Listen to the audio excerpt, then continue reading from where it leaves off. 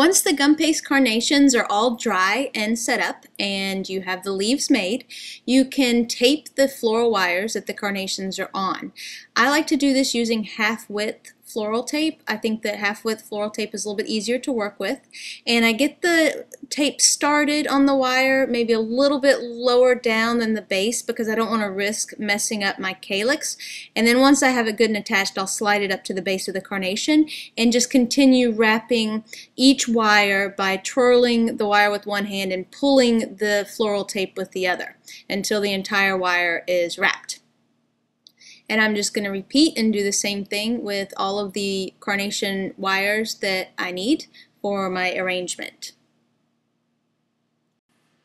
Once I have all of the flower and leaf wires taped, then I can start building my arrangement. I'm going to position this carnation leaf a little bit lower down on the carnation wire, and I'm just going to tape both wires together as one so that it's like they have a common stem.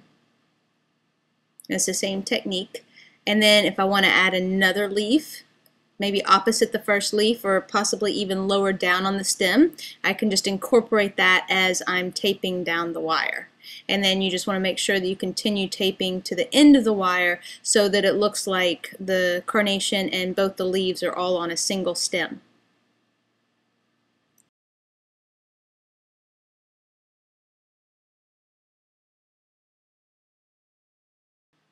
Once you have the whole stem wrapped in florist tape, then you can tweak the position of the leaves if you need to. And it's the same technique for wrapping a larger carnation wire with the floral tape. And again, if you want to incorporate a leaf, you can wrap both of the wires together so that it's like they share a common stem.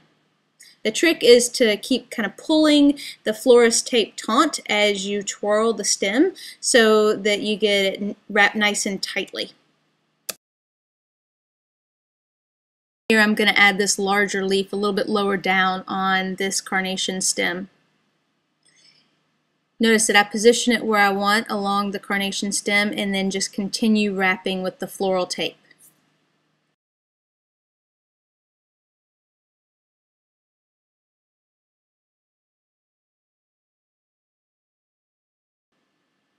So that's the whole stem wrapped with the florist tape, and now I could combine two or more flowers if I wanted to make a floral spray. The same way, I would just position them together how I want and wrap the florist tape around both wires so that it looks as though they share a common stem and they stick together.